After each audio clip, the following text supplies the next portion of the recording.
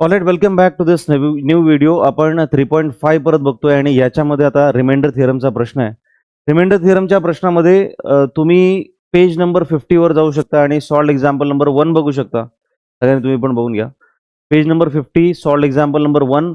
तिथे दोन मेथडने तुम्हाला एक गणित सॉल्व्ह केलं दिसेल. लेफ्ट साइडला आहे बाय रिमाइंडर थिअरम आणि राईट साइडला आहे बाय सिंथेटिक डिव्हिजन. तर जे रिमाइंडर थिअरम तुम्हाला तिथे दिसते त्याच वेने आपण इकडे सॉल्व्ह करणार आहोत आणि फार इझी आहे, काय अवघड नाहीये. हे बघा, पहिली स्टेप काय सांगतो. जो पॉलिनॉमियल तुम्हाला इकडे स्टार्टिंगला दिलेला आहे त्याला तुम्ही लिहायचं here dividend polynomial P of X is equal to, हा पहिला वाला जो आहे ना तो इथे लिहून टाकायचा.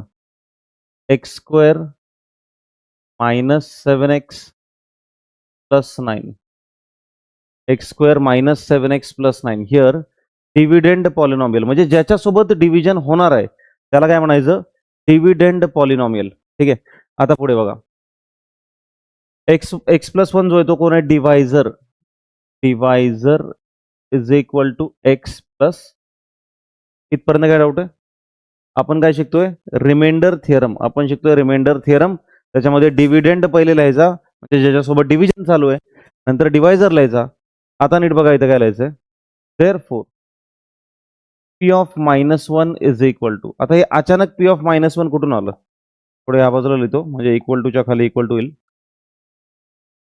P of minus 1 is equal to, मित्रांनो इथे जर का प्लस 1 दिलंय ना इथे, तर तुम्ही लिहिताना काय लिहायचं, मायनस 1. जर इकडे मायनस 1 असतं तुम्ही काय लिहिलं असतं, प्लस 1. हा नियम लक्षात ठेवा. जी काही साईन असेल समोरच्या नंबरची ती चेंज करायची. म्हणजे एक्स प्लस 2 असतं, समजा एक्स प्लस 2, तुम्ही काय लिहिलं असतं, मायनस 2. इथे एक्स प्लस 5 असतं तर काय लिहिलं असतं, मायनस 5. आणि इथे एक्स मायनस 5 असतं तर काय लिहिलं असतं, प्लस 5. सोपं आहे. जर मी एक्स मायनस 5 म्हटलो तर तुम्ही एक्सची व्हॅल्यू किती घ्यायची, प्लस 5 घ्यायची. जर मी एक्स प्लस 2 म्हटलो तुम्ही एक्सची व्हॅल्यू किती घ्यायची, मायनस 2. Very simple. ठीक आहे, लक्ष द्या. तर मायनस 1 ही व्हॅल्यू आपण इथं पुट करूया. मायनस 1चा square 7 into minus 1 plus 9. P of minus 1 is equal to, minus 1चा स्क्वेअर काय असतो, plus 1, minus minus plus 7 plus 9. P of minus 1 is equal to 9 plus 1 10 plus 7 17. मित्रांनो हा झाला रिमाइंडर. रिमाइंडर थिअरमचा जर रिमाइंडर पाहायचा तर हा झाला रिमाइंडर. एवढंच करायचंय, काहीच नाही. समजलं नक्की. सॉल्व एक्झाम्पल दाखवा बरं ते. एक्झाम्पल नंबर 1 पाहू शकता तुम्ही. लास्टला जे आन्सर काढले ते फायनल आन्सर आहे. लाईक तुम्हाला तिकडनं दिसतंय नाही दिसतंय मला माहित नाही, पण पी ऑफ मायनस इकडे 48 काढलेलं आहे बघा. राईट. हवं तर इथे रिमाइंडर विचारलं, फाइंड रिमाइंडर वगैरे असं काय म्हटलं, आता लिहिलंच आहे find remainder using remainder theorem. त्या मग रिमाइंडर चला काय लिहायचं, therefore remainder is equal to 17. Doubt आहे, चेक करा. असेच पुढचे गणितं सोडवायचे आहेत.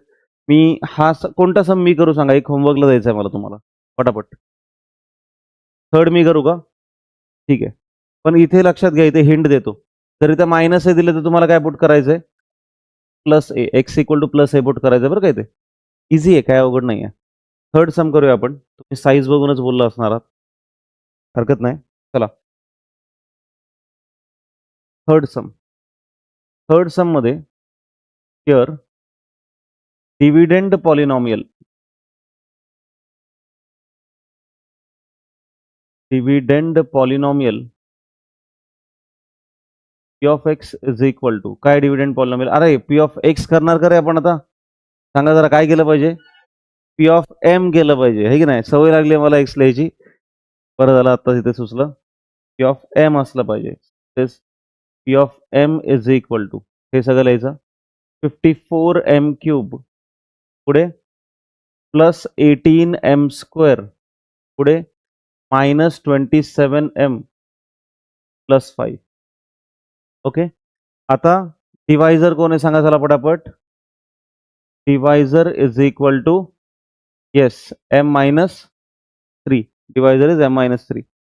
आता इथे काय लिहायचं सांगा, देअरफॉर पी ऑफ काय घेणार मी सांगा बरं. -3 असेल तर काय घ्यायचं, +3. P of 3 is equal to, जिथे कुठे एम दिसतोय तिथे 3 टाकायचं. एमच्या ठिकाणी 3 टाकायचंय. अतिशय सोपं काम आहे. एमच्या ठिकाणी 3 टाकूया आपण. चला पटापट काय होतं बघा, मला हेल्प करा. 54 इंटू 3चा काय होणार, क्यूब. 18 इंटू 3चा होणार स्क्वेअर. 27 इंटू 3 +5. डाऊट आहे, चेक करा. So P of 3 is equal to 54 into 3चा क्यूब काय येतो 27. 3 इंटू 3 इंटू 3 करायचं, सोपं एकदम. प्लस 18 इंटू 3चा स्क्वेअर काय येतो 9. 27 3चा काय येणार आहे, 27 3चा 81. ओके, +5 +5. डाऊट आहे, चेक करा. पक्का, ऑल राईट. सो 54 इंटू 27 इकडे करून बघूया आपण. 4 इंटू 27, 7 4 जा 28, 8 2, 7 5 35, 36 37, 0. 4 जा 8, 2 5 जा 10, 1458. P of 3 is equal to 1458 plus 9 8 is 72 27, 162 minus 81 plus 5. Check. Doubt आहे. आता जेवढे ऍडिशन वाले ना तेवढे ऍड करून टाका सगळे. ते कसं करणार बघा, आता हे तर इझी आहे, हे तुम्हाला काय वेगळं सांगायची गरज पडणार नाही. 1458 162 प्लस 5 किती येणार 167 बरोबर.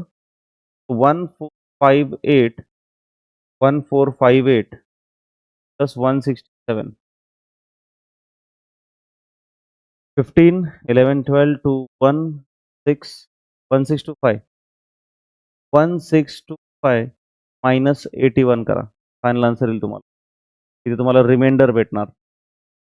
Reminder is equal to -81.